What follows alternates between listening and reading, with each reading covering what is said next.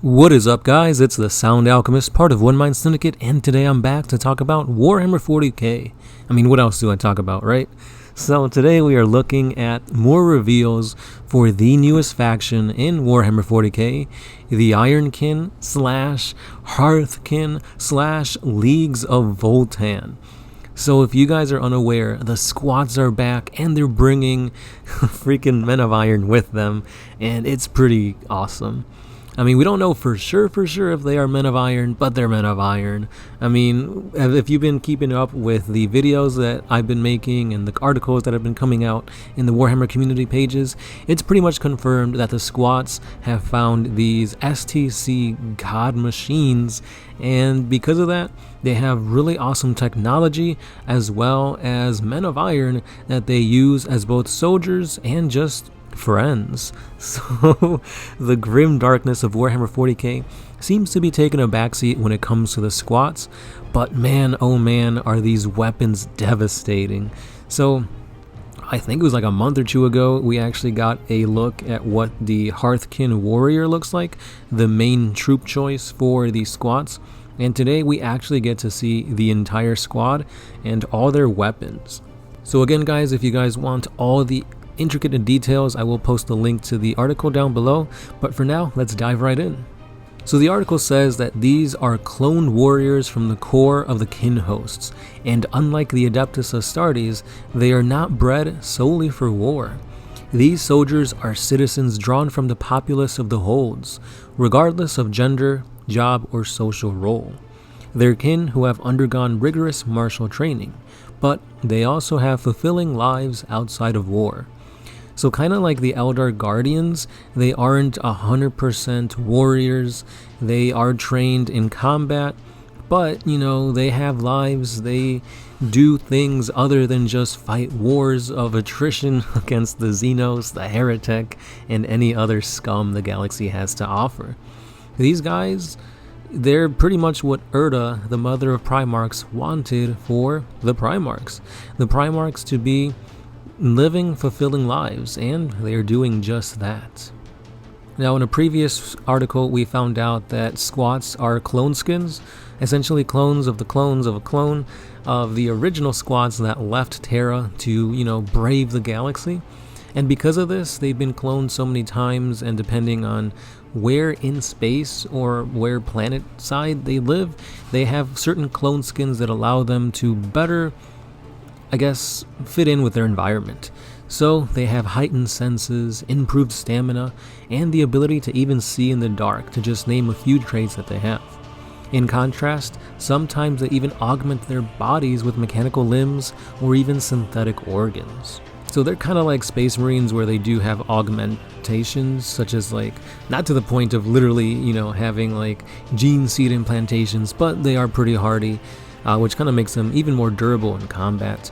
Now, the cool thing about this is that in, you know, kin society, they also have Ironkin that live amongst them, like I was talking about earlier. Ironkin is just another word for the Men of Iron. So they live together, so it only makes sense that they fight together, and that is what we see here. An Ironkin warrior with some type of awesome weapon. And speaking of weapon, man, oh man, do they have a ton.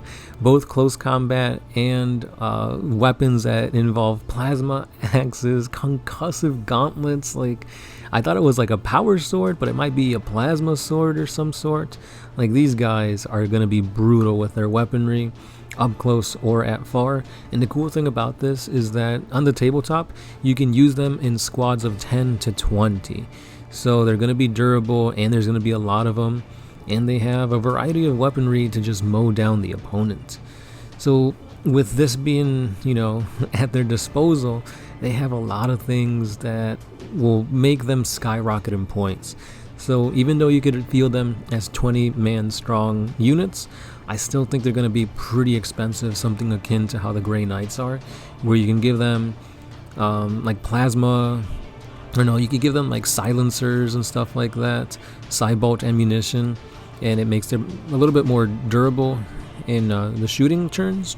I think you could do the same thing here, where you could give them like missile launchers, plasma beamers, magna rail rifles, and the squad will be pretty devastating but very expensive. So I don't think it will be a very like troop heavy army. I mean, yes, you will have probably like you could see like 60 of these guys on the tabletop, but they won't be able to have that much support because obviously all these augmentations, all these weapons will cost points, and they'll be a small but elite army in my opinion.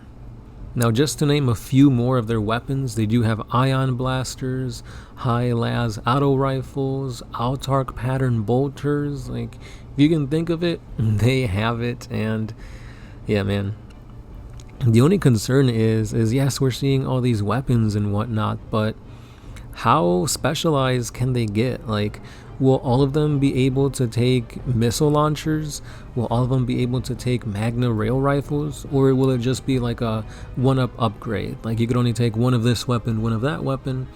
So that kind of leads me to think that maybe it's better to take these in like 10-man squads and then have certain upgrades. So like if you want something to take out infantry, you'll have one squad with maybe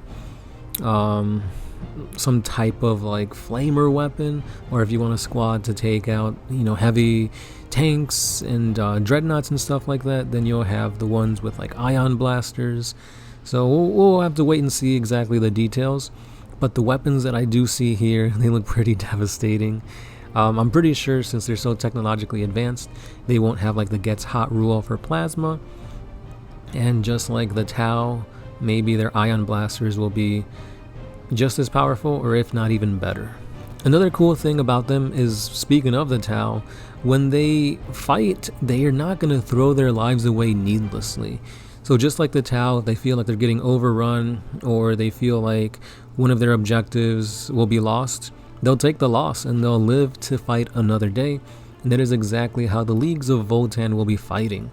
What this means on the tabletop is that their leadership probably isn't as high, so they'll run away pretty often, which could be good or bad because they probably have a way of rallying later on. So they'll be able to kind of fall back, regroup, shoot, that kind of thing. We'll just have to wait and see exactly how that works out. But they're saying that every commander, from Thanes to the grand leader of an oath band, will ensure that no kin are wasted in the pursuit of victory. So Thanes are essentially like captains or sergeants, and the Oath Band is essentially the name of their faction. Not faction, but like their army composition. And even better, it says that to limit unnecessary loss of life, squads of Hearthkin often go into battle with experienced field medics or skilled engineers for the Ironkin, who can tend to any injury, be it mechanical or meat. No kin gets left behind. So apothecaries are guaranteed to be available for an upgrade, as well as like tech marines. So that just leads me to believe that maybe, hopefully, we will be able to play an all Ironkin army. Because if we could, like I was talking about earlier, they do have like an Ironkin head to basically play as the Men of Iron, but I don't know exactly how many of these heads you'll get per box. If they'll give you enough that like you could use all squat heads or all Ironkin heads, we'll just have to wait and see. Because honestly, if it was me, I would play them all as Men of Iron, because that'd be pretty cool. That would be kind of a roundabout way of playing a Men of Iron army in Warhammer 40k, but it's essentially Leagues of Votann. But we can only speculate for now. I can't wait to see what else they showcase us, because honestly, I think these models look pretty cool. Very like heavy looking armor, almost like Terminator armor. The one thing that I didn't really like is that the heads look a little weird in my opinion. I wish they had like bigger beards, which is why I would run them as Ironkin, because obviously you have that Men of Iron-ish looking head for all of them. They do have an option to go helmeted, but I think that takes away from like the whole squat look of them. But we'll see. Maybe their faces will grow on me, but I for one never liked unhelmeted faces for like Space Marines and Tau, so it only makes sense that I wouldn't like them for the was it kin, I guess. But yeah, that's all I got for today, guys. Super awesome article. I do have a playlist, so you guys, if you want the entire lore and everything that has been revealed for the squats, check it out. And that's all I got for today. Super thanks are a thing now, so if you want to support the channel directly, you can donate in that way. If not, we do have a Patreon, and if you don't actually want to spend money, that's alright. Subscribe, like, comment, and sharing this video and any other video of ours would greatly help the channel keep going. So again, guys, thank you for watching, thank you for listening, and this has been the Sound Alchemist, part of One Mind Syndicate, and I'll catch you guys in the next one. Peace.